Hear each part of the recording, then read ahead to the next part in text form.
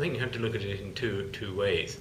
We have access to the internal market, which is one of the richest markets in the world, and we have the most favoured possible access.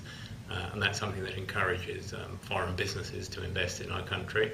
It also helps us to negotiate with third countries. When the British government is negotiating, I'm sure they can get a much better deal with China than they can acting within the European Union than they can acting on their own. But perhaps the most important thing I think we get out of being in the European Union is we have the chance to shape the future of the European Union, which is economically and politically the most important organisation in our part of the world. I think it would be strange to give up that opportunity and walk out in a fit of pique. I think they're two separate questions. As far as immigration is concerned, we need the young, dynamic, well-motivated people who are coming from, particularly from Eastern Europe. They only come to this country because people want to employ them.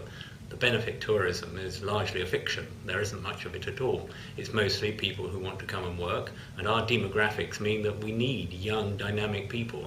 I can't see the benefit in protecting ourselves or protecting a rather sluggish market by keeping them out.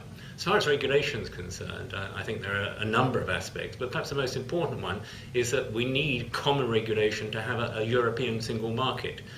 Everybody has to make compromises in order to have a common set of regulations, and it may be that individual regulations aren't particularly congenial to British people or British business, but overall it's the only basis on which we can have an internal market, where one set of regulations replaces 28 sets of regulations. That has to be good for business.